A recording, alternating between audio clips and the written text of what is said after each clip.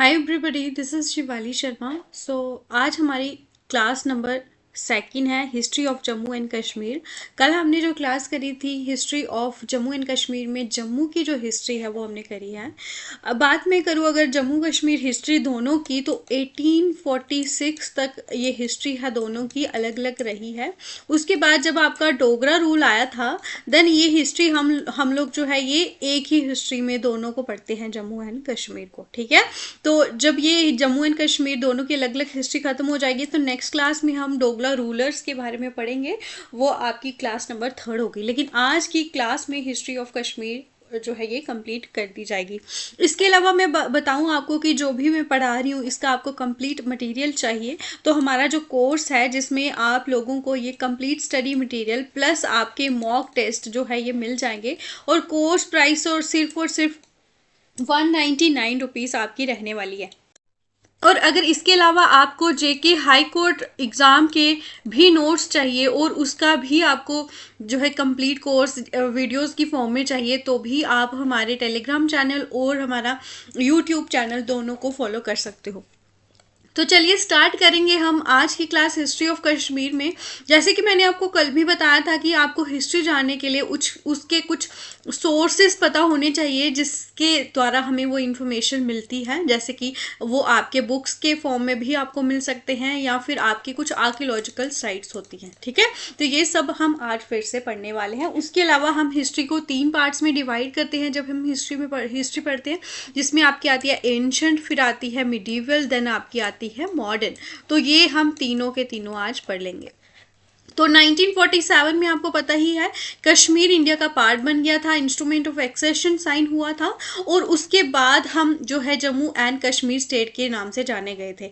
लेकिन उसके बाद भी हिस्ट्री रही है, जैसे कि 2019 में आपका JNK रीऑर्गेनाइजेशन एक्ट आया था जिसमें हम Jammu and Kashmir and Ladakh 2 UTs में डिवाइड हो चुके थे। तो ये अलग बात है, वो हम बाद में पढ़ेंगे। आज हम पढ़ने वाले हैं history of Kashmir.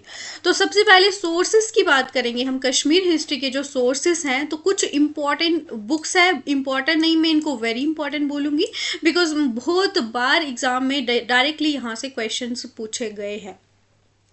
Books and authors में सबसे इम्पॉर्टेंट है आपकी नीलमत पुराना। हालांकि इसके ऑथर के बारे में हमें बिल्कुल भी आइडिया नहीं है, कोई भी इंफॉर्मेशन नहीं मिली है हम उनके बारे में।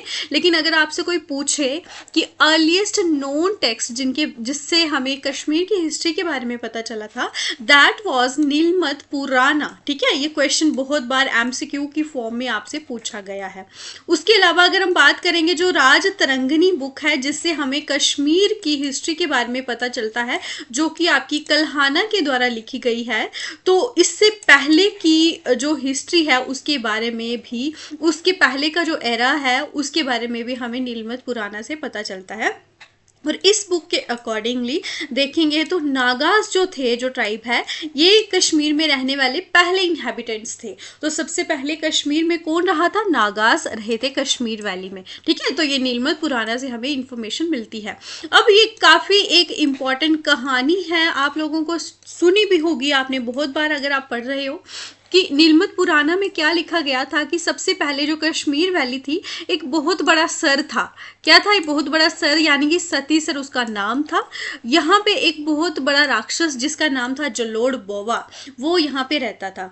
तो ये जो राक्षस था उसने वहाँ के जो लोगों को बहुत ज़्यादा दुखी किया था। जैसे कि आसपास का ये जो, जैसे कि सर है, यहाँ पे पानी ही पानी है, तो आसपास में क्या होता है? पानी के आसपास पहाड़ वगैरह होते हैं, तो यहाँ पे पहाड़ों में लोग रहते थे और यहाँ पे जो जलोड़ बाबा राक्षस रहता था, उन्होंने इस पहाड़ में रहने वाले लोगों को इतना ज़्यादा दुखी किया हुआ था। तो इसके बाद फिर क्या हुआ कि वहाँ पे लोग बहुत ज़्यादा सफ़र कर रहे थे। ये सब सुनने के बाद एक बहुत बड़े सेंट जिनका नाम था आपके साधु, जो थे आपके कश्यप ऋषि यहाँ पे खुद आए थे लोगों को रेस्क्यू करने के लिए। अब यहाँ पे उन्होंने लोगों को किस तरह से रेस्क्यू किया, किस तरह से बचाया? उन्होंने बहुत सारे लंबित समय तक वहाँ पे तपस्या की। उसके बाद उनको क्या मिला? वरदान मिला कि ये जो माउंटेन था, ये सर है ना, इसके आसपास आपको पता है बहुत सारे माउंटेन्स थे जहाँ पे लोग रहते थे। उसमें से एक माउंटेन को ये कट करने में सक्षम हुए। क्योंकि उनको ये वरदान मिला था। तो जब ये क्या हुआ कि ये माउंटेन कट हुआ ना, तो यहाँ से सारा का सारा पानी बह के जो है यहाँ पे बिल्कुल प्लेन एरिया बन चुका था। यहाँ पे पानी था, ये बह गया और फिर यहाँ पे सिर्फ प्लेन यानी कि मैदानी एरिया ही रह चुका था। जिससे क्या हुआ कि जो पानी था ना, वो क्या हुआ कि वो प्लेन्स में चला गया नीचे, और जो है आपका जो लेक था सतीसर लेक वो खाली हो गया। उसके बाद लैंड वहाँ से अपीयर हो गई और राक्षस भी मारा गया। तो इस तरह से जो लोग थे वहाँ पे, उन्होंने, क्योंकि कश्यप ऋषि ने उनकी हेल्प करी थी वहाँ पे उस राक्षस को मारने में और पानी को ख़त्म करने में, तो इसी वजह से उस एरिया का नाम कश्यप मर के नाम से जाना जाता था। बाद में फिर उसका नाम हो चुका था कश्यपपुरा, और बाद में फिर ये नाम चेंज होते होते अभी जो है कश्मीर इसका नाम पड़ा। लेकिन कश्मीर का अगर नाम जो है, इसका अगर मतलब हम देखें तो इसका यही मतलब होता है लैंड डेसिकेटेड फ्रॉम वाटर। का मीन्स वाटर, शिमीरा मीन्स डेसिकेट, तो काश्मीरा, तो ये इसका मतलब होता है कि जो जगह जो है पानी से घिरी हुई थी, उससे पानी निकलने के बाद जो जगह बाहर आई। तो ये थी कुछ कहानी, लेकिन ये हमें ये सोर्स ऑफ इंफॉर्मेशन कहाँ की है, नीलमत पुराना से मिलती है, जिसके ऑथर के बारे में हमें बिल्कुल भी आइडिया नहीं है। ये था आपका एक ओवरव्यू। अब नेक्स्ट हम और भी कुछ जो है रेफरेंसेस पढ़ेंगे बुक्स के। जैसे कि हम बोलेंगे राजतरंगिणी, एक है आपका अर्लीस्ट नोन टेक्स्ट, वो तो अलग बात है जिसके बारे में हमने पढ़ा, जो है आपका नीलमत पुराना। लेकिन अगर हम बात करेंगे राजतरंगिणी की, तो ये मोस्ट इंपॉर्टेंट सोर्स है कश्मीर हिस्ट्री का। तो मैक्सिमम टाइम आपको ये क्वेश्चन एग्जाम में पूछे गए हैं कि राजतरंगिणी के ऑथर कौन है, तो वो हैं आपके कल्हाना पंडित। राजतरंगिणी को किसने लिखा था, कल्हाना पंडित, जिनको हम बोल सकते हैं वो कश्मीर के पहले हिस्टोरियन थे। तो who was the Kashmir first historian, that is Kalhana Pandit. ठीक है, ये भी इंपॉर्टेंट एमसीक्यू है। अब इन्होंने जो राजतरंगिणी है ये कब आपकी कंप्लीट करी थी, बहुत बार ये क्वेश्चन भी पूछा जाता है। तो 1114 to 50 AD में ये इन्होंने कंप्लीट करी थी। उस टाइम पे किसका राज हुआ करता था, कौन था, तो वो थे आपके Jayasimha. This is again very important, जो भी पॉइंट मैं बोल रही हूँ ये क्वेश्चन पूछे गए हैं। अब राजतरंगिणी का मतलब क्या है, रिवर ऑफ किंग्स, ये भी इंपॉर्टेंट है, ये भी पूछा गया है। जो राजतरंगिणी है ना, इसमें बहुत सारे जो रूलर्स हैं उनके बारे में हमें क्रोनोलॉजी, यानी कि वो किस टाइम पीरियड में रूल करते थे, वो सब हमें पता चल जाता है। ठीक है, तो कहाँ कहाँ से हमें, कौन कौन से टाइम से हमें पता चल जाता है। महाभारत का जो पीरियड था, उसके बाद हमें संग्राम देवा के पीरियड तक राजतरंगिणी से इंफॉर्मेशन मिल जाती है। तो ये भी पूछ सकते हैं कि राजतरंगिणी में कौन कौन से पीरियड तक हमें इंफॉर्मेशन मिलती है, टाइम पीरियड। ठीक है, तो उसके बाद राजतरंगिणी के बारे में भी बहुत बार इंपॉर्टेंट क्वेश्चन पूछे जाते हैं कि ये ओरिजिनली कौन सी लैंग्वेज में लिखी गई थी, तो वो थी आपकी संस्कृत लैंग्वेज। ठीक है, उसके बाद इसको पर्शियन में ट्रांसलेट किया था, किसने करा था, Mulla Ahmad. Again this is very important. और उसके बाद मुल्ला अहमद ने जो इसको ट्रांसलेट करा था पर्शियन में, किसके टाइम पीरियड में किया था, उस टाइम पे रूलर कौन थे, Sultan Zain ul Abidin. So again these are most important points that I have already told you, because these are directly asked in many of the JKSSB exams. So you have to be very careful about these points and mention these points in your notes, or if you want to take material from my course, so you can ask me in Telegram channel. उसके बाद राजतरंगिणी के अलावा एस्टीन जो है, इन्होंने इसको English में translate करा था 1900। सो अभी तक हमने बहुत सारे इंपॉर्टेंट पॉइंट्स पढ़ लिए हैं, और आप अभी तक वीडियो को देख रहे हो, चैनल को सब्सक्राइब नहीं करा हुआ, तो मैं आपसे कुछ नहीं बोल सकती, जस्ट सब्सक्राइब आप लोग कर दीजिए। अच्छी लगी हो वीडियो तो उसको लाइक भी ज़रूर कर दीजिएगा। तो चलिए नेक्स्ट जो है हमारी बुक है वो है आपकी तारीख़ कश्मीर। इसके बारे में बहुत बार पूछा जा चुका है ऑलरेडी। तारीख़ कश्मीर जो मैं आपको बोलती हूँ ना कि बहुत बार पूछा जा चुका है, तो ये PYQs होते हैं जहाँ से आपको ये इन्फॉर्मेशन मिलती है। ठीक है, तो आप लोग जो हैं अगर PYQs देखते हो, आपको पता चलता है कि किस तरह का JKSSB का पैटर्न है, आपको किस तरह से पढ़ाई करनी है कंटिन्यू, कौन कौन से पार्ट्स जो है, कौन कौन से सेक्शंस को ज़्यादा अच्छे से करना है, जो भी कमियां पेशियां किस तरह से इम्प्रूव करनी है, तो उसके लिए भी मैं एक क्लास लेके आऊँगी, ज़रूर आपको इसके बारे में भी बताऊँगी। तारीख़ कश्मीर को किसने लिखा है? Malik Haidar, again important point, जो कि एक कश्मीरी नोबलमैन थे। किसके कोर्ट में, किसके दरबार में थे वो थे यूसुफ शाह चक, जो कि चक डायनेस्टी से बिलोंग करते थे। अभी बहुत सारी डायनेस्टीज़ हैं जो कश्मीर में हुई हैं, उनके बारे में हम अलग से पढ़ने वाले हैं, तो आप बस ये याद रख लें अभी, ठीक है। और इन्होंने कश्मीर की जो हिस्ट्री है अर्लीस्ट टाइम से 1617 AD तक तारीख़ कश्मीर में हमें इंफॉर्मेशन मिलती है। उसके बाद आपका आ गया वक़ात कश्मीर, तो इसको लिखा है ख्वाजा मोहम्मद आज़म कोल ने, ठीक है। तो इन्होंने कब तक इंफॉर्मेशन प्रोवाइड करी है इसमें? 1748 AD तक, ठीक है।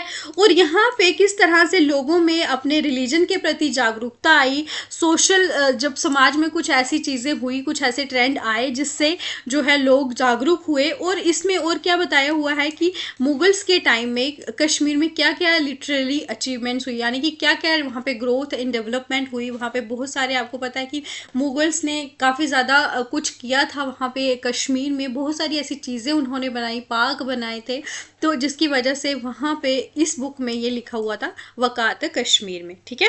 देन आपकी आती है तारीख़ हसन। अगर आप लोग ये चीज़ें ना भी पढ़ो, बस आप लोग ये भी पढ़ लो कि ये बुक के ऑथर कौन है, सो ये भी बहुत बड़ी बात है, तो आप ये भी पढ़ सकते हो। देन आपकी आती है तारीख़ हसन, ये लिखी है आपकी पीर हसन शाह, ठीक है। उसके बाद आपकी आती है मुख्तसर तारीख़ कश्मीर, इसको लिखा है पंडित बिरबल कचरू ने, ठीक है। उसके अलावा आप लोग जफ़रनामा देखोगे तो ये शरीफुद्दीन जो है ज़ायदी, इन्होंने लिखी है। अब उसके बाद मोस्ट इंपॉर्टेंट मैं बोलूँ, अगर 2 चाइनीज़ यात्रु यहाँ पे आए जिन्होंने अब जब यहाँ पे आए थे तो कश्मीर के बारे में बहुत सारी चीज़ें लिखी है, बहुत सारे एरियाज़ के बारे में लिखी हैं, तो उनका नाम क्या है? 2 चाइनीज़ पिलग्रिम्स कौन थे? ह्यूनसैंग एंड वू कॉन्ग। तो ये मोस्ट इंपॉर्टेंट है दोनों के दोनों, तो इनसे हमें डिटेल तरीके से कश्मीर के बारे में पता चल जाता है।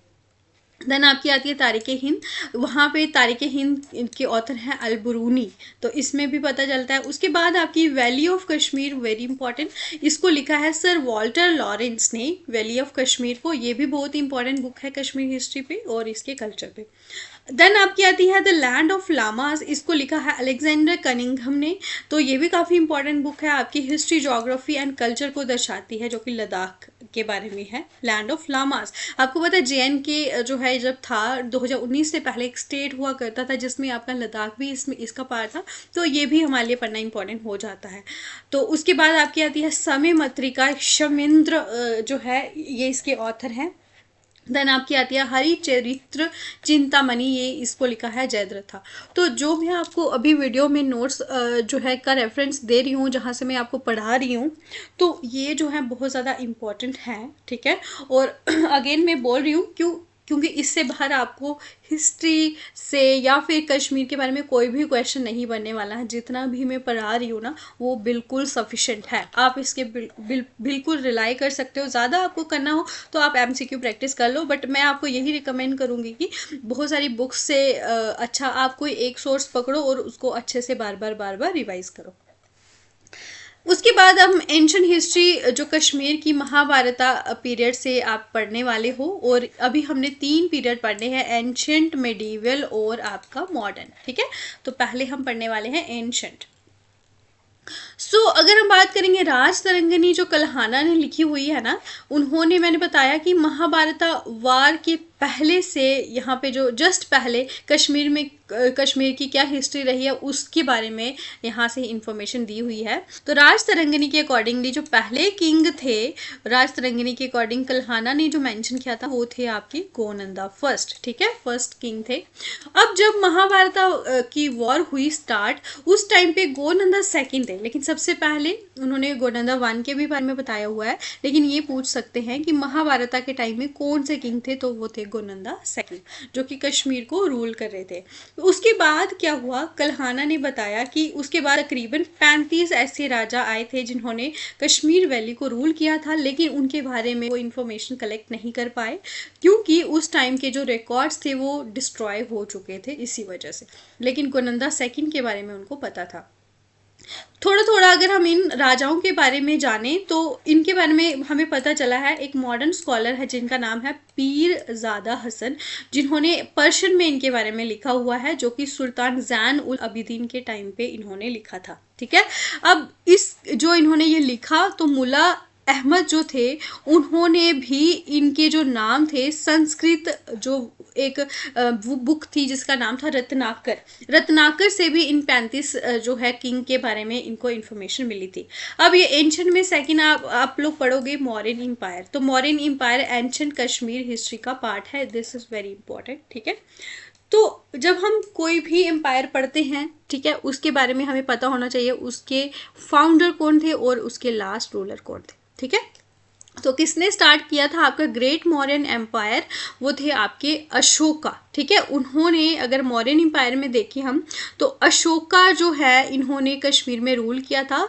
और अगर हम बात करेंगे उन्होंने कश्मीर में जो श्रीनगर है, ओल्ड सिटी ऑफ श्रीनगर को इन्होंने फाउंड करा। अब बहुत सारे बच्चों को लगता है कि श्रीनगर को इन्होंने फाउंड करा, श्रीनगर को नहीं फाउंड करा, श्रीनगर की ओल्ड एक सिटी थी उसको इन्होंने फाउंड करा था और उसका नाम रखा था पंडरेथन। ठीक है, तो अभी जो इसको हम प्रोनाउंस कर सकते हैं पुराना दिस्थान। ठीक है, अभी इसका ये नाम है। अशोका ने क्या क्या काम किए उसके बारे में पढ़ना इंपॉर्टेंट हो जाता है। बहुत सारे विहारास टेम्पल्स इन्होंने बनाए जिसमें अब जो है शिवा टेम्पल इंपॉर्टेंट है जो कि विजेश्वरी, जिसको हम अभी मॉडर्न में बिजविहारा के नाम से जानते हैं, वहाँ पे इन्होंने टेम्पल बनाया था। जब इनकी डेथ हो जाती है तो उसके बाद जालूका आते हैं। जालूका कौन होते हैं? अशोका के बेटे जिन्होंने कश्मीर में जो है राज करा था। लेकिन बात करेंगे हम जालूका जो है ये भी बहुत बड़े अशोका के जैसे ही एक बहुत महान किंग थे जिन्होंने वहाँ पे उस टाइम पे एक मालेच्छास की जो ट्राइब थी, बहुत एक बोल सकते हैं कि खतरनाक ट्राइब थी। ठीक है, जो कि कश्मीर में जो है हमला करने के लिए आती थी, तो उसको भी इन्होंने ख़त्म कर दिया था, इस ट्राइब को भी यहाँ पे आने से रोक दिया था। जालूका के बाद आते हैं किंग दामोदर सेकंड। तो ये क्रोनोलॉजी आप लोग पढ़ के जाइएगा कि कौन सबसे पहले आया था, उसके बाद उसका बेटा, फिर उसके बाद उसका बेटा, तो ये सब आपको पढ़ना है। एट प्रेजेंट में हम बात करेंगे ना, जो कश्मीर में जो श्रीनगर में जो एयरपोर्ट है जो कहाँ पे लोकेटेड है, दामोदर कारेवा में, जहाँ पे किंग जो है कश्मीर में जो श्रीनगर एयरपोर्ट है वो कौन से कारेवा पे है, दामोदर कारेवा पे है, जहाँ पे जो राजा था यहाँ पे इसका बहुत बड़ा पैलेस हुआ करता था, यहाँ पे ये रहता था। कहाँ पे? दामोदर कारेवा में। कौन रहता था? दामोदर सेकंड। ठीक है, तो इसके नाम से ही ये आपका पड़ा हुआ है। देन आपका आता है मौर्यन एम्पायर के बाद आप लोग पढ़ोगे एंशंट पे कुशान एम्पायर। ठीक है, मौर्यंस के बाद कश्मीर को ऑक्युपाई कर लिया था कुशानाज ने। तो जो कल्हाना ने लिखा है कुशानास में, कुशानास एम्पायर में कौन से किंग्स थे? तुरुष्का किंग्स थे। इनके बारे में इन्होंने बताया है कि इनके बारे में बताया कि 3 ऐसे ग्रेट कुशान रूलर्स थे जिनका नाम क्या था? हुश्का, जुशिका एंड कनिष्का। तो इन तीनों के बारे में इंपॉर्टेंट इंफॉर्मेशन प्रोवाइड करी है। अब इन्होंने तीनों ने अपने अपने नाम पे ही जो है टाउन्स जो है बनाए थे, जैसे कि हुश्का ने हुस्कापुरा, जुशिका ने जुस्कापुरा एंड कनिष्का ने कनिष्कापुरा। तो ये कुछ जो है डिफिकल्ट नहीं होने वाला है। हाँ, ये हो सकता है कि ये कौन से एम्पायर से थे? ये कुशान एम्पायर से थे। और किसके बाद आया था? ये मौर्यन के बाद आया था। ठीक है, उसके अलावा जो कुशान किंग थे इन्होंने बहुत सारे टेम्पल्स विहारस बनाए थे। और अगर हम बात करेंगे सबसे इम्पॉर्टेंट कुशानास ने जो काम किया था, इनके टाइम पे क्या हुआ था जी, 4th बुद्धिस्ट काउंसिल जो है ये हुई थी। जैसे कि बुद्धिज़्म में क्या होता था कि जो काउंसिल्स होती थी जिससे ये अपने रिलीजन के बारे में लोगों को बताते थे कि किस तरह से बुद्धिज़्म जो है अच्छा है। जैसे कि हर एक जो है अपने रिलीजन को अच्छा बताता है, तो वो किस तरह से अपने रिलीजन को प्रीच करते थे, तो उसके लिए काउंसिल लगती थी। तो ये 4th जो नंबर पे काउंसिल लगी थी वो जो है इसको किसने जो है जो हम बोलेंगे किसने बुलाई थी? ये बुलाई थी कनिष्का ने। कहाँ पे? कुंदलवीर में।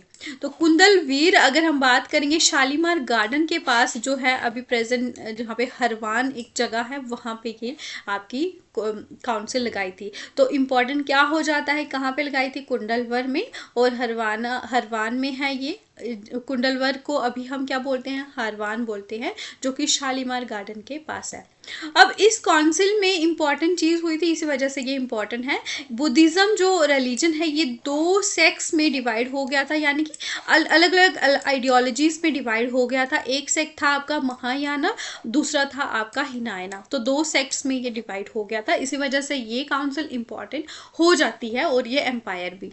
अब कुछ महान बुद्धिस्ट स्कॉलर्स भी थे जिन्होंने इस काउंसिल में जो है एक्टिव पार्ट लिया था, पार्टिसिपेट करा था। वो थे आपके अश्वघोष, नागार्जुना, वसंधु, सुंगामित्रा एंड जनामित्रा। सो ये 5 के नाम याद कर लेना, आपसे पूछ सकते हैं। उसके बाद कुशानास के बाद आती है आपकी कारकोटा डायनेस्टी। तो ये इंपॉर्टेंट हो जाता है, जैसे कि हमने पढ़ा था कि जो नीलमत पुराना है, जो earliest known text of Kashmir है, उसके अकॉर्डिंगली नागास जो थे ये ओरिजिनल इनहेबिटेंट्स थे।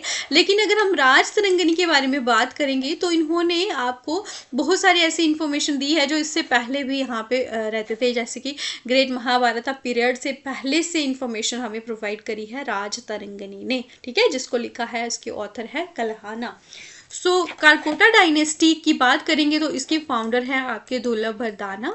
तो कब फाउंड करी थी, इनका जो टाइम पीरियड क्या रहा दुर्लभवर्दाना का, 625 से लेके 661 एडी तक, ठीक है। इनके टाइम पे जो इम्पोर्टेंट क्या हुआ था इवेंट, वो थे आपके चाइनीज पिलग्रिम। मैंने बताया 2 Chinese pilgrim Hiuen Tsang and Ou Kong important है। जो ह्यून सैंग थे वो आए थे आपके दुर्लभवर्दाना के टाइम पे। इन्होंने कश्मीर में विजिट किया, एंटर किया बारामूला से।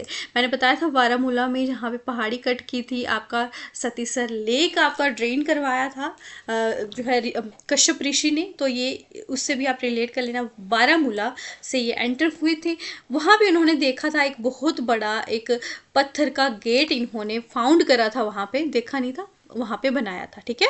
ह्यून सैंग कश्मीर में रहे थे तकरीबन 2 साल तक, और यहाँ पे आके इन्होंने क्या किया था, संस्कृत और हिंदू स्क्रिप्चर्स जो है इनको पढ़ा था, ठीक है। इनके बारे में इंफॉर्मेशन करी थी, संस्कृत और हिंदू जो आपके जो है भाषाएं हैं।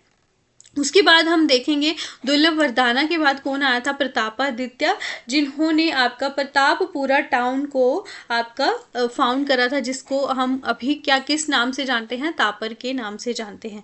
अब कारकोटा डायनेस्टी के ये दुर्लभवर्दाना के तो थे इसके फाउंडर, लेकिन जो ग्रेटेस्ट रूलर थे उनके बारे में पढ़ना जरूरी हो जाता है। वो थे आपके ललितादित्य मुक्तापीड़ा, जिन्होंने तकरीबन 36 साल तक यहाँ पे रूल करा था। So these all points are very important point. अब ये जो है ललितादित्य मुक्तापीड़ा इंपॉर्टेंट है, तो इनके बारे में पढ़ना इंपॉर्टेंट हो जाता है। तो ये हम लोग पढ़ लेंगे ललितादित्य के बारे में, लेकिन तब तक आप लोग लाइक कर लीजिए और सब्सक्राइब भी कर लीजिए। तो ललितादित्य जो है ग्रेटेस्ट क्यों थे उस टाइम पे, क्योंकि महान राजा वही होता है जो अपना जो सत्ता है और अपना जो एरिया है उसको एक्सपैंड करता है, ठीक है। तो इन्होंने बहुत सारी जगहों को कॉन्कर करा था और बहुत बड़े कॉन्करर थे। उनके मतलब उनको ऐसा था कि मुझे और ज़्यादा जगह चाहिए, मैं अपने एम्पायर को और बढ़ाना चाहता हूँ। तो इसके लिए उन्होंने बहुत सारी जगह में इन्वेजन करा था और बहुत सारे देशों को जीत भी लिया था, ठीक है, जैसे कि एशिया और इंडिया में दोनों जगह पे। अब इसी वजह से, क्योंकि ये बहुत बड़े कॉन्करर थे, उनकी इसी वजह से ये समुद्रगुप्ता ऑफ कश्मीर के नाम से जाने जाते थे, क्योंकि समुद्रगुप्ता भी क्या करते थे, सेम उनकी जो है आइडियोलॉजी थी कि किस तरह से अपने एम्पायर को एक्सपैंड करना है, तो ये भी सेम वैसा ही करते थे। अब बात करेंगे हम ललितादित्य की, तो इन्होंने कौन कौन सी जगहों पे विजय हासिल करी थी। पंजाब आता है, कन्नौज आता है, तिब्बत, लद्दाख, बदख्शान, उसके बाद ईरान, बिहार, गौदा, बंगाल, कालिंगा जो कि ओडिशा है, South India, Gujarat, Malwa, Marwar and Sindh. So these all points are really very important. अब सबसे इम्पोर्टेंट क्या होता है कि यही थे ऐसे फाइनली जिन्होंने अरब्स जो कि कश्मीर में आ रहे थे, सिंध में आ रहे थे, उनको उनकी पावर को ख़त्म कर दिया था। और इनके जो कमांडर इन चीफ थे, इनके बारे में भी पूछ सकते हैं, वो थे आपके चाणक्य, जो कि इनके साथ हेल्प करते थे, इसी वजह से इनका नाम इम्पोर्टेंट हो जाता है। अब इन्होंने अपने लोगों की भलाई के लिए जो रिवर झेलम थी, इसमें जो भी सिल्स वगैरह होते थे उसको खाली करवाया था, ठीक है। और बड़े बड़े ऐसे मैं बोल सकती हूँ कि एक तरह से जो सिल्ट उसमें से कंकर वगैरह निकाल के साइडों पे बहुत बड़े ऐसे पहाड़ियाँ टाइप बना दी हुई थी, ठीक है। तो जिससे क्या हो जाता था कि वहाँ पे फ्लड्स वगैरह नहीं आते थे। तो ललितादित्य एक बहुत बड़े बिल्डर भी थे, उन्होंने खीर भवानी के पास अपनी कैपिटल जो है बनाई थी, ठीक है। और इसको नाम क्या दिया था, परिहासपुरा, यानी कि सिटी ऑफ प्लेजर। तो ऐसी सिटी, यहाँ से आपको खुशियाँ मिलती है, तो वो कौन थे, ललितादित्य, ठीक है। पूरी वैली में ललितादित्य ने बहुत बड़े बड़े टेम्पल्स, जिसमें सबसे इम्पोर्टेंट कौन सा है, सन टेम्पल एट मार्टन, जो कि अनंतनाग में है। इसके बारे में आपको हजारों बार क्वेश्चन पूछा जा चुका है, ठीक है। जो कि आपका कहाँ पे है, मटन करेवा में है। और ये बहुत बड़ा है, इसी वजह से उस टाइम पे इनका क्या, उस टाइम पे मतलब इनके पास कितनी प्रॉस्पेरिटी थी, कितना धन दौलत थी, ये दिखाता है, क्योंकि ये इतना बड़ा इन्होंने टेम्पल बना दिया हुआ था। उनको सीखने का भी बहुत शौक था, उन्होंने बहुत एक तरह से उनके पास बहुत ही बुद्धिमान लोग भी थे इंडिया के, ठीक है। बहुत सारी कंट्रीज से इन्होंने बुलाए थे अपने दरबार में। सबसे इम्पोर्टेंट है भावभूति, जो कि इनके कोर्ट में पोइट थे, ठीक है। ललितादित्य की जब डेथ हो जाती है तो मोस्टली वीक रूलर्स ही आते हैं, लेकिन एक इनके ग्रैंडसन थे जिनका नाम था जयपीड़ा, जिन्होंने रूल करा था वैली में, वो वीक नहीं थे। तो बात करेंगे हम कारकोटिया डायनेस्टी के बाद, जो है जयपीड़ा जो है जब आए, तो उसके बाद इनका जो डायनेस्टी है वो इसका खात्मा शुरू हो गया था, क्योंकि जितनी भी इन्होंने टेरिटरीज को जीता था वो उनको अपनी इंडिपेंडेंस मिल चुकी थी। और जो कश्मीर की जो सॉवरेनिटी थी वो एक तरह से कहाँ तक रह गया था, वो सिर्फ वितास्ता बेसिन, जो कि झेलम है, ठीक है। तो बाकी हम देख सकते हैं कि एशिया में कितनी सारी कंट्रीज में भी इनको भी इन्होंने जीत लिया था, लेकिन जब ये मर चुके हैं तो उसके बाद ये सारी की सारी जो कंट्रीज को ये हार गए थे। कारकोटा का जो रूल था वो एक तरह से बहुत ही रिमार्केबल, हम इसको जानते हैं, एक बहुत ही ग्लोरियस था। अगर हम बात करेंगे पीसी रे ने, उन्होंने क्या बोला इनके बारे में कि कारकोटा पीरियड से पहले इस तरह का कुछ ऐसा नहीं हुआ कि हम फ्यूचर में उसको रिपीट कर सकते थे, ठीक है। इन्होंने बहुत महान चीज़ें करी थी। देन हम अभी हमारा एंशिएंट पीरियड खत्म हो गया, अब हम पढ़ेंगे मिडीवल हिस्ट्री के बारे में। तो मिडीवल और मॉडर्न हिस्ट्री दोनों बहुत ज़्यादा इंपॉर्टेंट है। सबसे पहले आपकी आती है उत्पला डायनेस्टी। तो आपको जितनी भी डायनेस्टीज हैं इनकी क्रोनोलॉजी भी पूछी जाती है, तो इनको भी आप लोग एक शॉर्ट पॉइंट्स की फॉर्म में लिख लें। उत्पला डायनेस्टी को फाउंड करा था अवंती वर्मन ने, इंपॉर्टेंट हो जाता है। इनके टाइम पीरियड में भी शांति थी, लोग आपस में खुशहाली से रहते थे। और बात करेंगे हम कश्मीर में जो पॉलिटिकल और इकोनॉमिक डिसऑर्डर था, यानी कि वहाँ पे कोई लीडरशिप नहीं थी, और जो है लोगों के पास रहने को खाने को भी कुछ चीज़ें नहीं होती थी, अनएम्प्लॉयमेंट थी। तो उन्होंने कश्मीर को इस जो है डिसऑर्डर से बाहर निकाला था। और इम्पोर्टेंट क्या हो जाता है कि पहले प्राइम मिनिस्टर कौन थे अवंती वर्मन के थे, वो थे शेरू। इनके बारे में भी पूछा गया है पेपर में। अवंती वर्मन ने अवंतीपुरा टाउन जो है बनाया था, कहाँ पे बनाया था, झेलम रिवर के किनारे। झेलम कश्मीर में जो श्रीनगर से 25 किलोमीटर की दूरी पे है। वहाँ पे इन्होंने 2 टेम्पल्स भी बनाए, एक इन्होंने डेडिकेट किया शिवा को, दूसरा किया विष्णु को। अब अवंती वर्मन के समय में हम अगर सूया की बात ना करें तो बिल्कुल भी कंप्लीट नहीं हो जाती है ये बात, क्योंकि वो एक उस टाइम पे एक ग्रेटेस्ट इंजीनियर हम लोग मान सकते हैं एंशिएंट टाइम में वो थे। क्यों? क्योंकि इन्होंने जो झेलम रिवर में बार बार फ्लड आता था ना, और वहाँ पे फिर सूखा पड़ जाता था, बीमारियां आ जाती थी, सॉरी, तो उन सब चीज़ों को भी ख़त्म करा है सूया ने। किस तरह से करा है कि उन्होंने वो मैं आपको बताती हूँ। अवंती वर्मन के बाद आते हैं शंकर वर्मन। तो सूया ने क्या किया था कि उन्होंने पूरे इलाके में ये खबर फैलाई कि हमने बहुत सारे हीरे जवाहरात जो है झेलम रिवर के में फेंक दिए हुए हैं, तो अगर कोई लोग चाहते हैं तो आप लोग गांव वालों को बोला कि आप लोग वहां से निकालना चाहते हो तो निकाल सकते हो।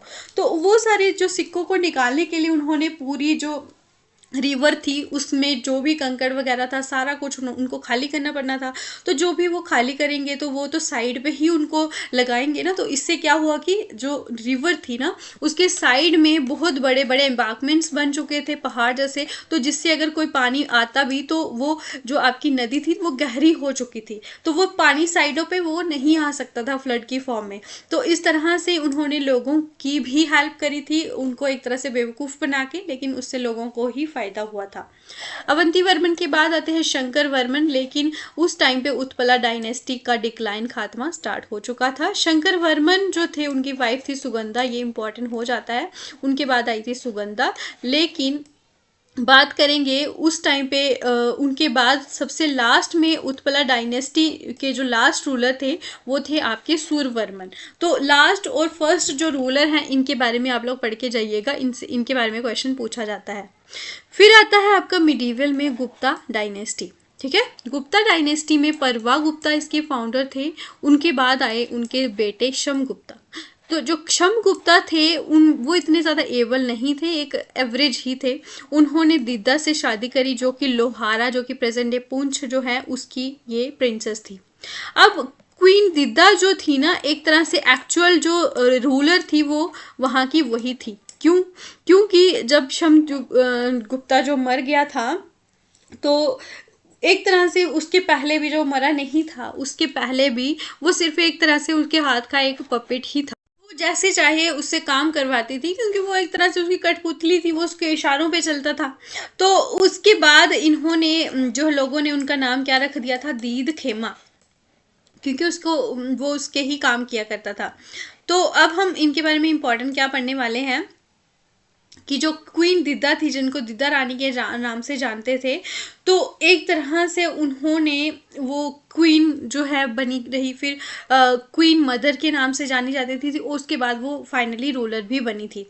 लेकिन जो कश्मीरीज जो हैं, अब हम अभी भी दिद्दा के नाम से जो भी लेडी वहाँ पे एक बहुत ही अच्छा काम करती है अभी भी कश्मीर में, तो उसको वो क्या किस नाम से जानते हैं, दिद्दा के नाम से जानते हैं, क्योंकि उसको बहुत ज़्यादा मान्यता वहाँ दी गई है। हालांकि वो काफ़ी ज़्यादा कठोर थी, लेकिन उन्होंने 50 साल तक वहाँ पे काम किया था, क्योंकि तकरीबन उन्होंने 50 साल तक वहाँ पे रूल किया हुआ था। तो अगर हम बात करेंगे, जब शम गुप्ता की डेथ हो गई थी, उसके बाद उनका जो बेटा था वो एक तरह से छोटा था, ठीक है, तो नाबालिग था। और उसके बाद उनका जो नाम क्या था, अभिमन्यु, वो था तो एक तरह से नाम का ही, क्योंकि एक्चुअल में रूल कौन कर रही थी, वो थी आपकी दिद्दा। उसकी उनकी भी डेथ हो गई। उसके बाद उन्होंने अपने जो है पोतों को भी वहाँ पे गद्दी पे बिठाया, लेकिन वो भी मरते गए, एक से बाद एक के बाद एक मरते गए। फिर फाइनली 980 एडी में उन्होंने अपने हाथों में सत्ता संभाली। दिद्दा की बात करें तो वो बहुत ही महान, और एक तरह से हम बोलेंगे कि वो अपने असूलों की पक्की जो थी, उन मतलब उनमें बहुत सारी कमियां भी थी, हाँ, जैसे कि हमने ऊपर पढ़ा, लेकिन फिर भी वो बहुत महान रूलर थी, जिन्होंने डट के वैली में रूल करा था इतने सालों तक। 1003 एडी में उनकी डेथ हो जाती है। तो फिर उनके बाद वहाँ पे बहुत सारे डिस्प्यूट्स चल रहे थे, तो मतलब वो जो सक्सेशन है वो पास ऑन होता गया, लेकिन एक तरह से डिस्प्यूट वहाँ पे रहे। लेकिन जैसे कि उसके जो बच्चे मर चुके थे, फिर जो उनका जो सक्सेशन था वो कौन फाइनली किसके हाथों में सत्ता गई थी, संग्राम।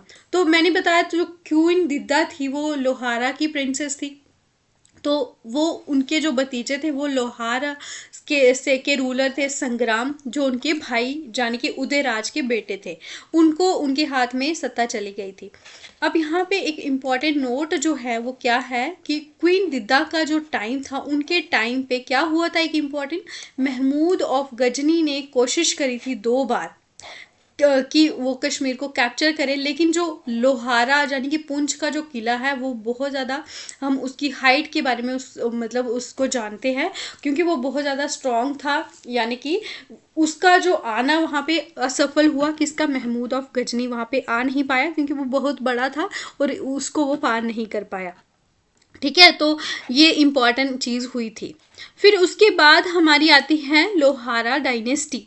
लोहारा डायनेस्टी यानी कि ये जो आपका संग्राम राजा है, संग्राम राजा इसके फाउंडर हैं। तो आप लोग यहाँ पे पढ़ोगे इम्पोर्टेंट कि लोहारा डायनेस्टी कहाँ पे थी, लोहारन, ठीक है। इसके फाउंडर थे संग्राम राजा जो कि क्वीन दिद्दा के भतीजे थे। जब जो लोहारन के राजा यानी कि हर्षा के टाइम पे वहाँ पे बहुत एक इम्पॉर्टेंट आपको इवेंट याद रखना है कि लोहारा के ही थे ये, लोहारा किंग हर्षा। इनके टाइम पे प्लेग आया यहाँ पे देश में और पूरा का पूरा जो फ्लड था ना वो ख़त्म हो गया था, क्योंकि फ्लड ने पूरी की पूरी फसलें जो है तबाह कर ली थी। तो जिसकी वजह से महामारी फैल गई जहाँ पे लोग बहुत ज़्यादा मर भी चुके थे, ठीक है। तो हर्षा जो है और उसका जो बेटा भोजा, उनको भी मार दिया गया था। और फिर उसके बाद आए थे दो प्रिंसेस जिनका नाम था उछला एंड सुसला। तो ये पूछा जाता है कि उछला एंड सुसला ने किसको मारा था, हर्षा एंड भोजा को। तो उसके बाद हम लोग पढ़ेंगे कि जब ये मर गए उसके बाद एबल रूलर कौन था लोहारा डायनेस्टी का, एक एबल रूलर वो था आपका जयसिम्हा, ठीक है। जयसिम्हा के बारे में पढ़ते हैं क्योंकि इनके बारे में क्वेश्चन पूछा जाता है, क्योंकि ये काफ़ी कैपेबल थे। जब उनके स्टार्टिंग के दिन थे वो तो क्रिटिकल थे ही, क्योंकि पहले ही सिविल वॉर चल रही थी, पॉलिटिकल अनरेस्ट था। मैंने आपको बताया कि वहाँ पे प्लेग फैला था, फैमिन था, तो जिसकी वजह से वहाँ पे कोई लीडरशिप भी नहीं थी। जयसिम्हा ने फिर भी वहाँ पे एक डट के 27 साल तक रूल किया था, ठीक है। पुराने जो भी रूलर्स थे उनके कंपैरेटिवली ये काफ़ी ज़्यादा महान थे। तो जो जयसिम्हा थे इन्होंने बहुत सारे जो टेम्पल्स टूट गए थे उनको रिपेयर करवाया था, श्राइन्स बनाई, बहुत सारी ऐसी फाउंडेशन रखी जो कि हम रिलीजियस फाउंडेशन बोल सकते हैं, अपने टाइम पे इन्होंने बनाई थी। और उसके बाद जो लोगों ने बहुत एक समय के बाद चैन की वहाँ पे सांस ली जब जयसिम्हा वहाँ पे रूल करे थे। और जयसिम्हा का जो टाइम है ना उसको माना जाता है कि ग्रेट रूलर जो हिंदू टाइम के अगर कोई हैं तो वो थे आपके जयसिम्हा। तो जयसिम्हा के बाद लास्ट हम बोलेंगे लास्ट रूलर कौन है लोहारा डायनेस्टी के, वो थे वनिता देवा जो 1171 एडी में मर गए। ग्रेट हिस्टोरियन जो कश्मीर के रहे हैं कल्हाना पंडित, उन्होंने राज तरंगनी किसके टाइम पे लिखी है। तो जयसिम्हा मैंने आपको बताया ये इंपॉर्टेंट है। क्यों इंपॉर्टेंट है, क्योंकि इनके टाइम पे बहुत सारी ऐसी चीज़ें हुई हैं और ये भी काफ़ी ज़्यादा एबल थे। तो चलो मैं पानी पी लेती हूँ, तब तक आप लोग थोड़ा रेस्ट करो। तो यहाँ तक हमने पढ़ लिया, ऑलमोस्ट आधे से ज़्यादा क्लास आपकी हो चुकी है, ठीक है। लेकिन अभी आपका ग्रेट इंपॉर्टेंट मुस्लिम रूल अभी पेंडिंग है। तो यहाँ से हमारा हिंदू रूल जो है कश्मीर में डिक्लाइन होना स्टार्ट हो गया था, ठीक है। देन आपकी आती है देवा डायनेस्टी। तो जो लास्ट जो हिंदू रूल थे 1171 से 39 एडी तक बहुत सारे ऐसे वीक हिंदू राजा आए। उसमें सबसे इंपॉर्टेंट कौन थे आपके, संग्राम देवा एंड सुखदेवा। नोटेबल किंग्स क्यों हम इनको बोलते हैं, क्योंकि इन्होंने कुछ ना कुछ काम अच्छे किए थे। सहदेवा थे जो कश्मीर में इन्होंने रूल किया था 1301 से 1320 एडी तक। अब सहदेवा का जो टाइम था ना उस टाइम पे क्या चीज़ें हुई हैं वो इम्पोर्टेंट हो जाता है। क्या चीज़ें ऐसी हुई थी, तीन ऐसे एडवेंचरस जो पीपल थे वो आए थे। कौन थे उसमें सबसे इम्पॉर्टेंट थे आपके शाहमीर। तो शाहमीर आपके स्वात टेरिटरी से बिलोंग करते हैं, रिंचन आपके लद्दाख से हैं और लांकाचक आपके दर्द टेरिटरी से है, ठीक है। दर्द टेरिटरी कहाँ पे है, जो आपकी गिलगिट बल्चिस्तान में है। वो आपके कश्मीर में आए, उन्होंने बहुत एक इम्पॉर्टेंट रोल प्ले किया जो कि अब बाद में फिर इसकी एक पॉलिटिकल हिस्ट्री बनी है कश्मीर में। बात करेंगे हम सहदेव के टाइम पे, तो कश्मीर में इन्वेड करा किसने करा, तार के जो चीफ थे जुल्कदर खान, जिसका नाम है जालूचू, जो कि सेंट्रल एशिया से आया था, ठीक है। तो दुलूचा इसका नाम था। तो ये आपके डिक्लाइन यहाँ से आप देख सकते हो, हिंदू रूल यहाँ से ख़त्म होने वाला है, इसका डिक्लाइन शुरू हो चुका है। अब हम दुलूचा के बारे में पढ़े तो जब 14th सेंचुरी आई तो 14th सेंचुरी की जो स्टार्टिंग थी तो मंगोल का जो दुलूचा था उसने जो है वैली में इन्वेड करा। नर्दर्न साइड जो कि जोजिला पास है उसकी नर्दर्न साइड से उसने अपने साथ 60,000 लोगों की आर्मी को लेके आया। लेकिन जो सुहदेवा का जो कमांडर इन चीफ था ना उसने रामचंद्र की हेल्प ली थी। और इसके अलावा रामचंद्र जो है सॉरी सुहदेव के जो कमांडर इन चीफ थे जिसका नाम था रामचंद्रा, उन्होंने हेल्प ली है शाह मीर की। तो हमने पढ़ा कि 3 एडवेंचर पीपल आए थे। शाह मीर कहाँ से आया? स्वात से आया, रिंचन आया लद्दाख से। तो शाह मीर से इन्होंने हेल्प ली। फिर रिंचन ने क्या किया? रामचंद्रा को मार दिया था और उसके बाद इसकी जो डॉटर थी जिसका नाम था आपका कोटा रानी, उससे शादी कर ली। ठीक है, तो शाह मीर और रिंचन की हेल्प ली और शाह मीर ने क्या कर दिया? रामचंद्रा को ही मार दिया जिसने उन लोगों की हेल्प करी थी। ठीक है, तो इस तरह से उन्होंने फ़ायदा उठाया और इस तरह से जो शाह मीर थे सबसे पहले उसके मिनिस्टर बन गए। तो अभी जो रिंचन है ये भी मोस्ट इम्पॉर्टेंट है, इसके बारे में भी पढ़ना। अब रिंचन जो है सबसे पहले हम बात करेंगे तो ये लद्दाख के प्रिंस हुआ करते थे। ठीक है, इन्होंने यहाँ पे कश्मीर वैली में देखा कि यहाँ पे पॉलिटिकल डिसऑर्डर है, उसका फ़ायदा उठाते हुए यहाँ पे पावर अपने हाथों में ले ली। ठीक है, और इन्होंने खुद को वहाँ पे अपने आप को राजा जो है घोषित कर लिया। उसके बाद इन्होंने इस्लाम धर्म अपना लिया और अपना नाम इन्होंने क्या रख दिया? Sultan Sadruddin. This is very important point. Rinchan जो थे इनका ही नाम था सुल्तान सदरुद्दीन, क्योंकि इन्होंने इस्लाम को जो है क्या कर लिया था? अपना लिया था धर्म को। इससे पहले ये हिंदू धर्म भी अपनाने के लिए गए थे, लेकिन कुछ इश्यूज हुए जिसकी वजह से उन लोगों ने इनको जो है अपने धर्म में आने के लिए जो भी आइडियोलॉजीज थी शायद नहीं बताई होंगी, तो जिसके बाद ये इस्लाम धर्म को कबूल कर गए। रिंचन जो थे एक बहुत ही सक्षम और एक तरह से पारदर्शी इनकी ऐसी जो थी, क्योंकि जो एक राजा वही होता है वो दूर की सोच पाता है। ठीक है, शॉर्ट टर्म का वो नहीं सोचता। तो इस तरह से ये बहुत ही कैपेबल थे। सबसे पहली मस्जिद जो कश्मीर की थी किसने बनाई थी? ये क्वेश्चन बहुत ज़्यादा इंपॉर्टेंट है। तो वो थी आपकी बड़ मस्जिद जो कि आपके रिंचन ने बनाई थी। ठीक है, और जो लास्ट रूलर हैं कश्मीर के वो थे आपके उदयन देव। तो उदयन देव जो थे, उदयन देव जो है इनके बारे में क्वेश्चन पूछा जाता है, लास्ट हिंदू रूलर कौन थे? वो थे उदयन देव। तो इनकी जो क्वीन थी वो थी आपकी कोटा रानी उदयन देव की, जिन्होंने प्रैक्टिकली जो है कश्मीर स्टेट को यहाँ पे गवर्न करा था। बहुत ब्रेव थी वो और एबल भी थी। हालांकि उसने बहुत सारी जो कोशिश करी थी, किसने करी थी? कोटा रानी ने, कि वो अपने किंगडम जो है अपने देश को बचा ले, लेकिन जो भी चुनौतियां उसके सामने थी उनका वो सामना नहीं कर पाई, क्योंकि वो बहुत बड़ी चुनौतियां थी। इससे क्या हुआ कि कश्मीर में मुस्लिम रूल की जो है ये स्थापना हो चुकी है। किसके बाद? कोटा रानी के बाद। तो इस तरह से हिंदू रूल आपका ख़त्म हो जाता है, यहाँ पे स्टार्ट हो जाता है आपका मुस्लिम रूल। तो मुस्लिम rule is very very important in Kashmir history. तो ऑल्दो अगर हम बात करेंगे मुस्लिम रूल जो है ये रिंचन से स्टार्ट हुआ था, लेकिन आपसे ये क्वेश्चन पूछा जाता है कि कश्मीर का एक्चुअल फाउंडर कौन है? वो है आपका शाह मीर। तो शाह मीर है तो Shah Miri dynasty is very important, तो आपको इसका पता होना चाहिए।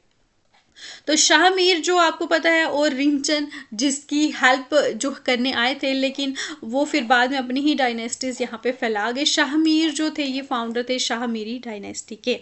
तो शाह मीर ने अपना नाम क्या रख दिया था? सुल्तान शमसुद्दीन। रिंचन ने अपना नाम क्या कर दिया था? सदरुद्दीन। तो ये दोनों के दोनों नाम आप लोग पढ़ लेना, क्योंकि ये इंपॉर्टेंट है। तो कश्मीर सना आपसे पूछते हैं, कश्मीर सना या कश्मीर एरा किसने स्टार्ट करा था? ये करा था आपका शाह मीर ने। किसके लिए स्टार्ट करा था?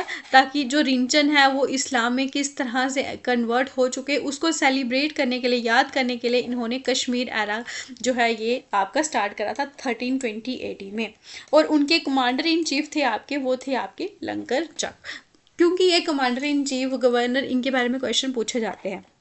दो काफ़ी ज़्यादा जो महान रूलर्स थे शाह मीरी डायनेस्टी के थे, वो थे सुल्तान शिहाबुद्दीन एंड सुल्तान ज़ैन उल अबिदीन। तो ये ज़ैन उल अबिदीन काफ़ी ज़्यादा इंपॉर्टेंट है, लेकिन पढ़ने हमको दोनों ही पढ़ने पड़ेंगे क्योंकि दोनों ही इंपॉर्टेंट हैं। शिहाबुद्दीन को हम और क्या बोलते हैं? Lalitaditya of medieval Kashmir. तो जो ललितादित्य ने जिस तरह के काम किए थे उसी तरह के काम शिहाबुद्दीन ने करे थे। इसी वजह से मिडीवल हिस्ट्री में मिडीवल कश्मीर का इनको बोला जाता है ललितादित्य। ठीक है, क्योंकि इन्होंने बहुत ही महान जो ये एक बहुत महान जनरल हुआ करते थे आर्मी के, और इन्होंने जो साथ की जो कंट्रीज थी, नेबरिंग कंट्रीज थी, वहाँ पे भी इन्होंने अपना राज हासिल करा था। सबसे पहले अगर हम इनके टाइम पीरियड में देखें तो ये सिंध में गए, वहाँ के रूलर को इन्होंने हराया।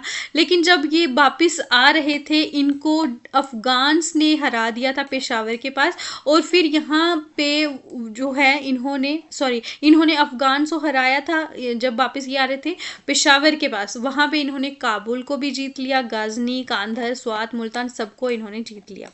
तो ये बहुत महान एडमिनिस्ट्रेटर थे और इन्होंने अपने जो किंगडम था, इनको वहाँ पे इन्होंने जस्टिस रखी थी कि सभी धर्मों को बराबर की जो है जस्टिस मिलने वाली है। और इसी तरह से वो एक टॉलरेंट रूलर थे क्योंकि वे सभी धर्मों को एक समान मानते थे। ठीक है, तो कोटा भट्ट और उदयश्री इनके दो इम्पॉर्टेंट हिंदू मिनिस्टर्स थे, बिकॉज ये बहुत टॉलरेंट रूलर थे, सभी धर्म के लोग यहाँ पे थे। तो यहाँ इसकी एग्जाम्पल आपको मिल गई कि इसके मिनिस्टर में हिंदू मिनिस्टर्स भी थे। ठीक है, देन आपके शिहाबुद्दीन ने एक टाउन जो है बनाया जिसका नाम था शिहाबुद्दीनपुरा। तो शिहाबुद्दीन को क्या बोला जाता है? Lalitaditya of medieval Kashmir. Very very important. इसने बहुत सारी मस्जिद, मोनेस्ट्रीज जो हैं बुद्धिस्ट वो बनाई थी। फिर आते हैं आपके कुतुबुद्दीन। कुतुबुद्दीन इसके बाद के रूलर आए थे जिनका रियल नेम क्या था? हिंदल। किसका नाम था? कुतुबुद्दीन का।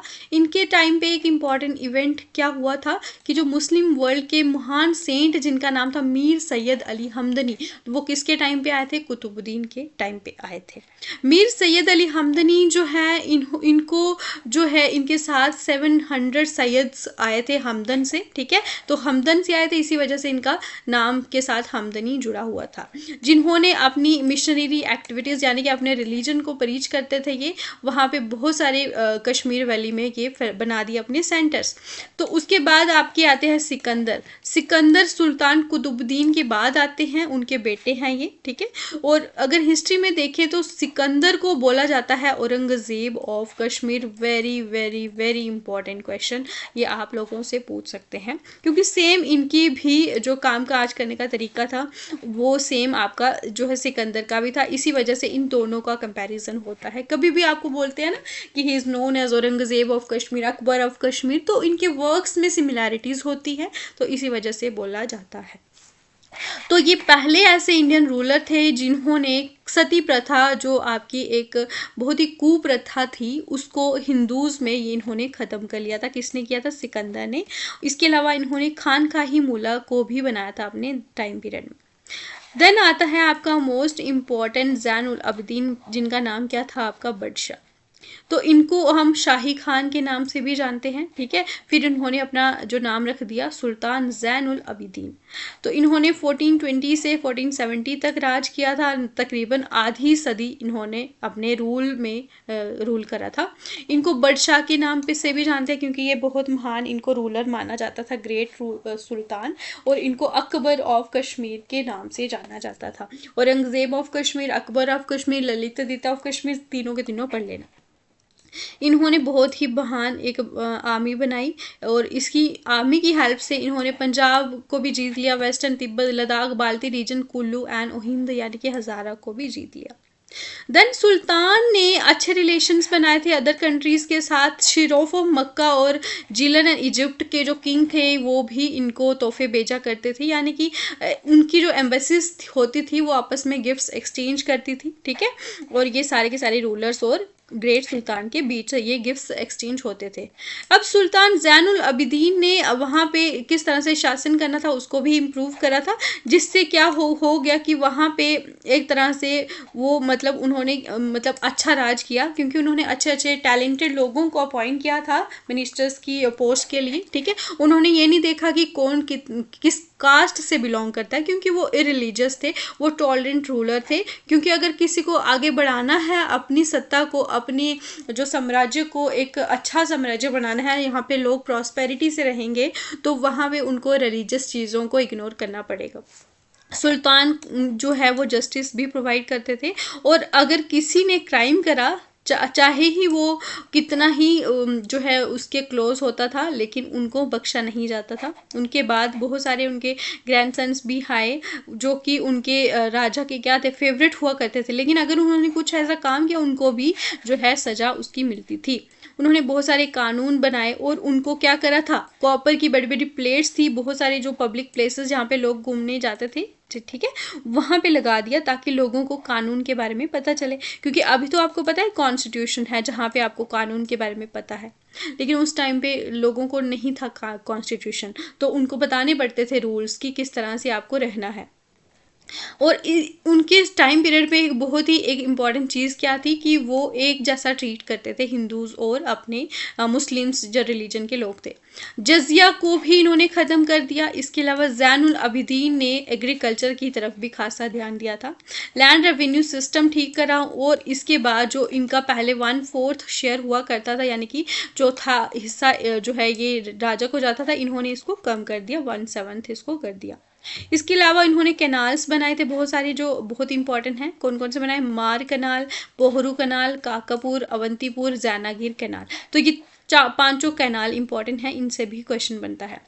इसी वजह से जो इन्होंने इरिगेशन का काम किया था, तो जो आपके बहुत बड़े बड़े एरियाज़ थे जो इन्होंने उनको भी कल्टीवेट करना स्टार्ट कर दिया था, जिससे क्या हुआ कि कश्मीर में अपने खाने के लिए जो खाना होता था वो खुद ही वहाँ पे उग जाता था, और लोग जो वहाँ पे किसान थे वो काफ़ी खुशहाल भी थे।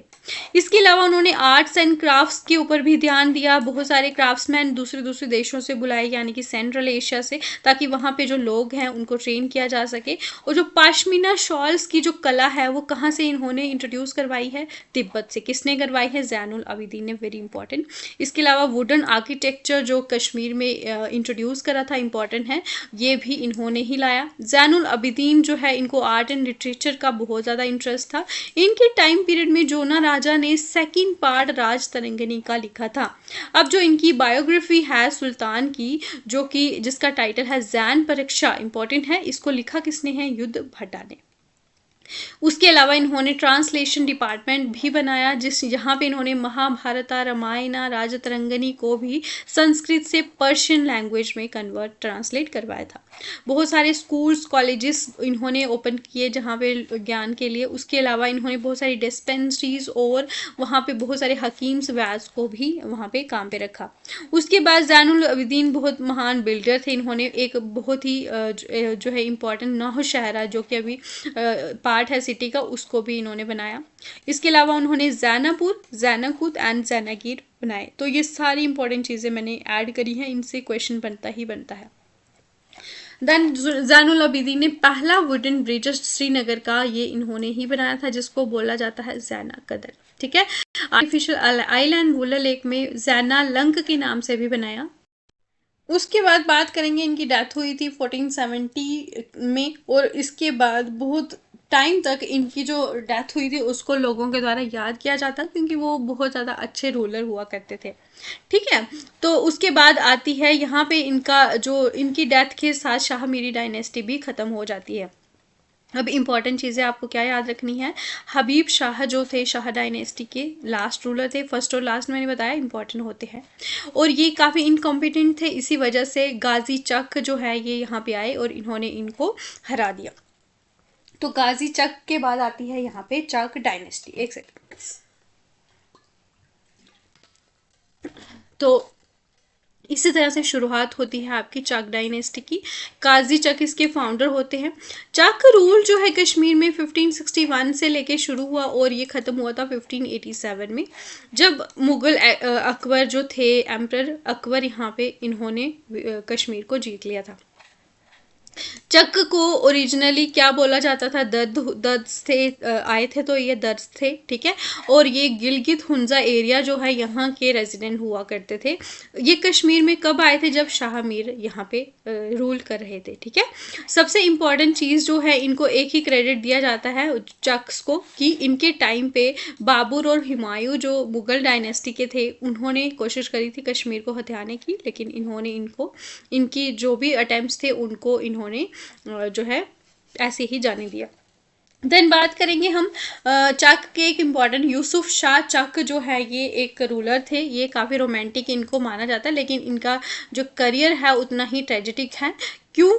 क्योंकि यूसुफ शाह चक जो है इनको, मतलब एक तरह से बताऊंगी आगे, इनकी शादी किससे हुई थी? हब्बा खातून जो है एक बहुत बड़ी पोइटेस जो है थी। ठीक है, इन्होंने गुलमर्ग और सोनामर्ग को हॉलीडे रिजॉर्ट्स में भी जो है चेंज कर दिया था। किसने किया था? यूसुफ शाह चक ने। इन्होंने कोशिश करी थी कि जो मुगल्स का जो इन्फ्लुएंस बढ़ रहा था उसको ख़त्म करे, लेकिन अकबर की जो फोर्सेस थी वो बहुत ज़्यादा बड़ी थी, ठीक है, जिसकी वजह से ये हार गए और उनको एक तरह से बुलाया था अकबर ने मीटिंग के लिए, लेकिन उनको जेल में बंद कर दिया, तो बिहार में ये मर गए, ठीक है। ये इनका एक ट्रेजिडिक करियर था। मुगल आर्मी जो कासिम खां मीर के अंदर जो है, इन्होंने इनकी शाह की आर्मी यानी कि यूसुफ शाह चक को हरा दिया। किसने हराया था? कासिम खान मीर ने, ठीक है। कहाँ पे? हरिपुरा में। और इसी वजह से फिर मुगल रूल कश्मीर में आ गया था, ठीक है। तो मुगल्स के इंपॉर्टेंट क्या पढ़ना है आपको कि श्रीनगर में ये एंटर करा था मुगल्स ने 14 अक्टूबर 1586 में। कश्मीर ने उसके बाद इंडिपेंडेंस खो ली और ये मुगल एम्पायर का एक प्रोविंस बन गया।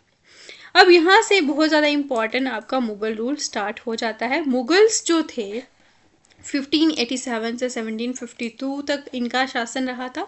यहाँ इनके शासनकाल में भी कश्मीर में अच्छी गवर्नेंस थी और लोग वहाँ पे शांति से रहते थे। लेकिन कश्मीर इन्होंने जब हासिल कर लिया तो इन्होंने अकबर ने इसको काबुल के साथ ही जोड़े रखा, यानी कि जैसे कि इंडिया है उसकी अलग अलग स्टेट्स हैं, तो यहाँ पे काबुल जो था एक मेन था, उसका पार्ट बना दिया था कश्मीर को, और कासिम खान को इसका पहला गवर्नर बना दिया। Very very very important point है ये, आप लोग याद कर लेना कि कश्मीर का पहला गवर्नर कौन था मुगल्स के अंडर। फिर मुगल एम्परर जो अकबर थे, सबसे पहले इन्होंने विजिट करा था जून 1589 में। वेरी इंपॉर्टेंट ये पूछा जाता है। इनके टाइम पीरियड में राजा टोडर माल जो थे ये फाइनेंस और रेवेन्यू मिनिस्टर थे। इन्होंने रेवेन्यू सेटलमेंट लाया था टोडर माल ने, जिसके जो कुछ ऐसे फीचर्स भी थे जो कि अभी भी हमारी जो स्टेट में रेवेन्यू सेटलमेंट है उसके भी ये फीचर्स इसमें से ही लिए हुए हैं, ठीक है। अकबर ने क्या क्या चीज़ें बनाई इंपॉर्टेंट है, हरी पर्वत फोर्ट बनाया श्रीनगर में, ठीक है। और सेम जो है उन्होंने नागर नगर जो सिटी है, वॉल जो थी ना श्रीनगर में, एक बहुत बड़ी वॉल बनाई, वहाँ के अंदर इन्होंने शहर बसाया था नागर नगर, ठीक है। उसके बाद इन्होंने लोगों को एम्प्लॉयमेंट के लिए एक प्रोजेक्ट लाया था और जहाँ पे जो लोग चक डायनेस्टी के टाइम पे सफ़र करा था उन लोगों को इन्होंने एम्प्लॉयमेंट दी थी। इसी वजह से लोगों में इनका काफ़ी ज़्यादा इन्फ्लुएंस हुआ था। जब इन्होंने तीसरी बार विजिट किया, और ये लास्ट टाइम तीसरी बार ही विजिट किया था, तो अकबर के साथ कौन आया था इंपॉर्टेंट हो जाता है, फादर जीरोम जेवियर, बिनोइस डी गोइस, ये दोनों इनके साथ आए थे। और जो ये विजिट थी उस टाइम पे इनके साथ लद्दाख को भी ऑक्युपाई इन्होंने कर लिया मुगल फोर्सेस ने, यानी कि पहले लद्दाख को इन्होंने नहीं ऑक्युपाई जो जीता था, उसके जब इन्होंने तीसरी बार आए थे ना उस टाइम पे लद्दाख को भी इन्होंने जीत लिया। तो अकबर भी बहुत उनको इंटरेस्ट था आर्ट्स और लिटरेचर में, ठीक है। तो इसी वजह से उन्होंने एक बहुत ही महान कश्मीरी स्कॉलर जिनका नाम था मोहम्मद हुसैन, ठीक है, उनको भी अपने दरबार में मतलब एक तरह से प्रेज करा था। देन हम अकबर की बात करेंगे जहांगीर। जहांगीर जो है वो अपनी जो क्वीन थी उनकी नूर जहाँ के साथ इन्होंने बहुत बार यहाँ पे अपने समर्स यहाँ पे स्पेंड करे हैं, ठीक है, ठंड हुआ करती थी यहाँ पे। तो जहांगीर ने क्या बनाया था, शालीमार बाग बनाया था। अब इसके अलावा इम्पोर्टेंट क्या है कि जो नूर जहाँ के ब्रदर हैं आसिफ खान, उन्होंने क्या बनाया था, निशात बाग। तो ये जो जो चीज़ें इन्होंने बनाई है ना इनके ऊपर क्वेश्चन पूछा जाता है। उसके बाद अचाबल वेरीनाग स्प्रिंग्स को भी बनाया था, जिसकी बनाया नहीं था, यानी कि अभी प्रेजेंट में उनकी जिस तरह की शेप है वो इन्होंने इसको दी थी। जहांगीर ने भी लोगों की भलाई जो है करी है उस टाइम पे, और इन्होंने बहुत सारे ऐसे गंदे से टैक्स जो लोगों पे लगते थे उनको ख़त्म किया था, ठीक है। और जो सती प्रथा की कुछ बहुत चीज़ें रह गई थी उसको भी इन्होंने उखाड़ फेंका था। देन आते हैं आपके शाहजहां, इन्होंने 4 बार विजिट किया था। अकबर ने 3 बार विजिट किया, जहांगीर ने बहुत बार और शाहजहां ने 4 बार। इन्होंने चश्मे-शाही गार्डन बनाया था और कुछ पोर्शन शालीमार का भी बनाया था। इनका जो बेटा था दारा शिकोह, इन्होंने बनाया परी महल, ठीक है। और ये चीज़ें आप लोग पढ़ लेना। उसके बाद आपके आएंगे औरंगज़ेब। औरंगज़ेब जो है ये इन्होंने एक ही बार विजिट किया था 1665 में। किसने कितनी बार विजिट किया है ना, ये भी इंपॉर्टेंट है, ये आप लोग नोट कर लेना। और इनके साथ आए थे फ्रांसिस बर्नियर, ये आए थे। इनके टाइम पीरियड में कश्मीर को 14 गवर्नर्स ने गवर्न करा था, यानी कि उनको बोला जाता था सूबेदार्स। जब औरंगज़ेब की डेथ हुई तो उसके बाद मुगल एम्पायर जो है ये ख़त्म हो गया उसके बाद मुगल्स आए, और इसके बाद हम बोल सकते हैं कि जो भी उसके बाद आए थे बाद के मुगल्स, औरंगज़ेब के बाद, उन्होंने इतनी केयर नहीं की कश्मीर की। तो वहाँ पे एक तरह से डिसऑर्डर स्टार्ट हो गया, कोई भी एबल लीडर नहीं था। तो वहाँ के जो गवर्नर्स थे मुगल्स के, उन्होंने लोगों को लूटना शुरू कर दिया, और वहाँ से लोग बहुत ज़्यादा कंफ्यूज हो गए, उन लोगों में हल्ला फैल गया। फिर कश्मीर के जो लोग थे ना, वो मतलब इस तरह से जो मिस रूल कर रहे थे मुगल्स के जो गवर्नर्स, उनको ये सहल नहीं कर पा रहे थे। उसके बाद उन्होंने क्या करा, जो अहमद शाह अब्दाली था ना, काबुल में जो था, लाहौर में 1752 में उसके पास दो कश्मीरी नोबलमैन के, जिनका नाम था मीर मुकुम कांत एंड ख्वाजा जाहिर दिदमरी। ये दोनों गए किसके पास, अब्दुल शाह अब्दाली के पास। इनको नहीं पता था ये कितना कठोर था। उन्होंने उनको बोला कि आप कश्मीर में आइए और अपने कंट्रोल में लीजिए, क्योंकि यहाँ पे गवर्नर्स ने हमें बहुत ज़्यादा लूटपाट मचाई है। फिर इसके बाद शुरू होता है अफगान रूल। अहमद शाह जो कि आपका हुटर था, किसका, नादिर शाह का, उन्होंने एक्सेप्ट कर लिया इस ऑफर को और अपनी पावरफुल आर्मी भेजी, अफगान आर्मी भेजी, जिसके कमांडर कौन थे, अब्दुल्ला खान इसक, ठीक है, ताकि ये कश्मीर वैली को अपने हाथों में ले लें। उसके बाद हुआ कि मुगल्स ने बहुत कोशिश करी उनसे बचने की, ठीक है, उनको एक स्ट्रॉन्ग एक लड़ाई उन्होंने करी, ठीक है, फाइट करी, लेकिन जो अफगान्स जो थे ना, उन्होंने नौगर में ही मतलब अपना झंडा फहरा दिया, और वहाँ पे इन्होंने इस तरह से मुगल्स का रूल ख़त्म कर दिया। अब इनका रूल कब से कब तक था, 1753 से 1819 तक, ठीक है, यानी कि अगर हम पीरियड की बात करें 27 ईयर्स तक अफगान्स ने रूल किया था। सबसे पहले अफगान रूलर जो कश्मीर के थे दैट वाज अब्दुल्ला खान इसक। उनके बाद पावर किसके हाथ में चली गई कि जो भी लोग आते थे उन्होंने वहाँ पे टेरर का माहौल स्टार्ट कर दिया था। और पठान रूल यानी कि जो अफगान रूल को बोला जाता है कश्मीर हिस्ट्री का darkest point, darkest period, again very important. जो काबुल के जो रूलर्स थे वो इस तरह से मतलब एक तरह से बोल सकते हैं कि उनकी जो पॉलिसी जो थी ना, ये कॉर्नर स्टोन पॉलिसी इनका जो था, एक तरह से मेन पॉइंट क्या था उनकी जो आइडियोलॉजी का, वो था टेरर मचाना, लोगों में डर का माहौल फैलाना। तो एक तरह से लोग जो थे वहाँ से प्रॉस्पेरिटी में रह रहे थे ना, वो एकदम से चली जाती है, और लोग जो है गलियों तक नहीं आ पा रहे। जैसे कि अभी अफ़गानिस्तान में आप लोग देख सकते हो किस तरह की वहाँ की पॉलिसी है, तो वो सेम वैसा ही इन्होंने यहाँ पे फैलाया। एक अफ़गान के गवर्नर थे अमीर खान जवान शेर, इन्होंने अमीरा कदल बनाया, ये इम्पॉर्टेंट है। ये एक इसके अलावा इन्होंने शेरगरी फोर्ट झेलम में भी बनाया था। इन्होंने और क्या किया था, अंचर और डल लेक को नाला अमीर खान कैनाल के साथ जोड़ा था, ये इंपॉर्टेंट हो जाता है। इसके बाद फिर बहुत सारे अफगान गवर्नर्स आए, लेकिन उसमें से एक इम्पॉर्टेंट कौन है, अत्ता मोहम्मद, जो कि एक एफिशिएंट था और टॉलरेंट भी था।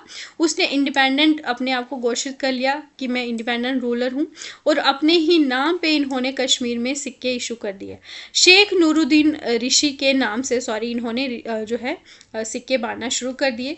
एक इम्पॉर्टेंट जो है इनके टाइम पे इन्होंने क्या करा था, सोपोर में कुछ फोर्ट बनाए थे, बारामूला में, और एक कोहे मरान का जो किला, ये भी इन्होंने ही बनाया था, ठीक है। बात करेंगे हम लास्ट अफगान गवर्नर की, वो थे आपके जबार खान। ये क्वेश्चन बहुत बार पूछा गया है।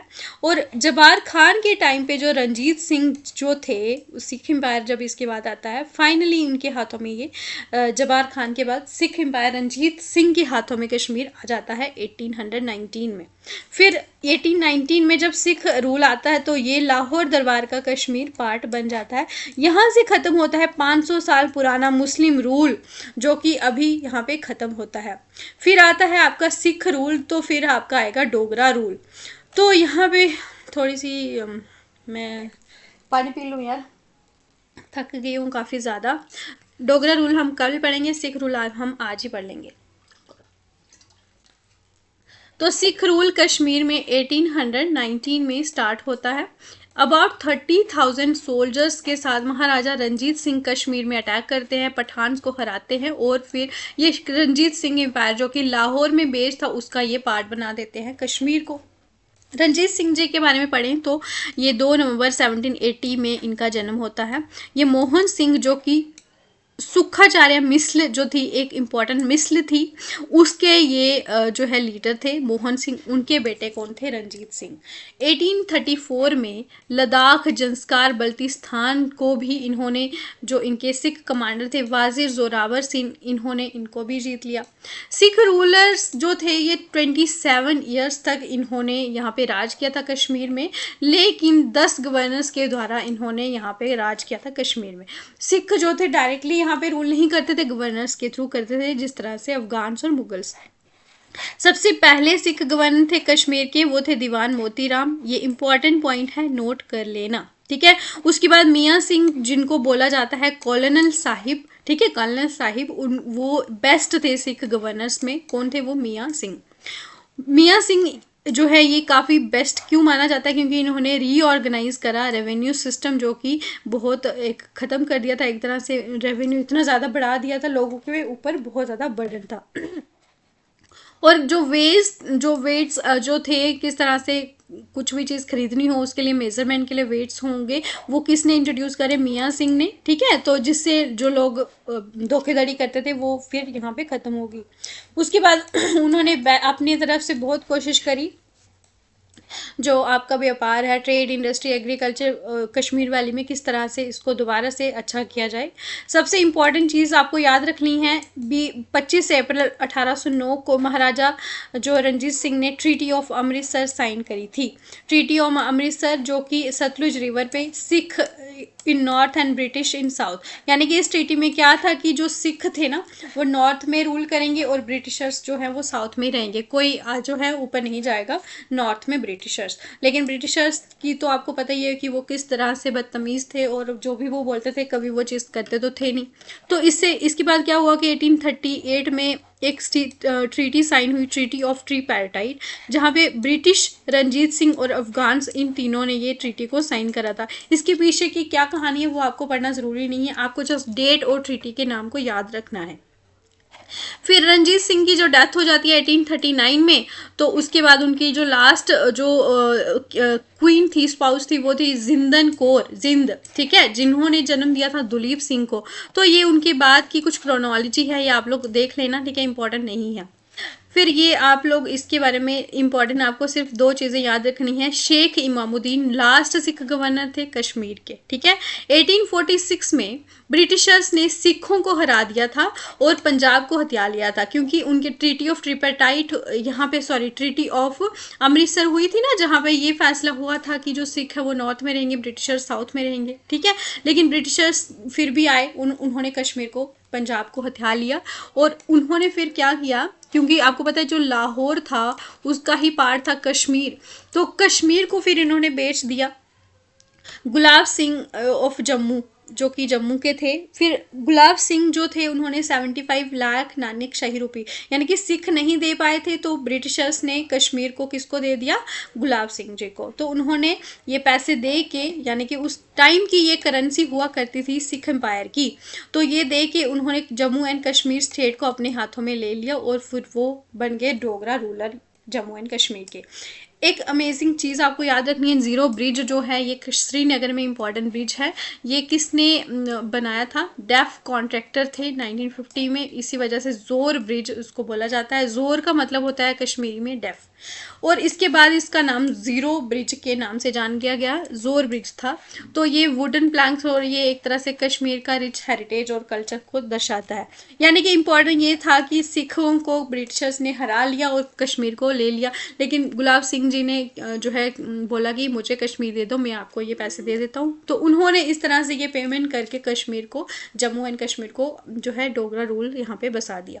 तो ये थी हमारी कहानी, और डोगरा रूल हम नेक्स्ट क्लास में पढ़ेंगे। और अगर आज की क्लास से आपको बेनिफिट हुआ और आप चाहते हो कि ये क्लासेस आपकी कंटिन्यू रहें, तो चैनल को सब्सक्राइब ज़रूर कर लें, ठीक है। और इसके साथ साथ अगर आपको ये मटेरियल पूरा का पूरा आपको चाहिए, पेड कोर्स की फॉर्म में आपको मिल जाएगा, जो कि आप टेलीग्राम चैनल पे जाके ले सकते हो, ठीक है। बाकी मिलते हैं आपको कल की क्लास में। Thanks for watching, do like, share and subscribe. JK with Shivali ma'am, Shivali Sharma classes. Take care all of you.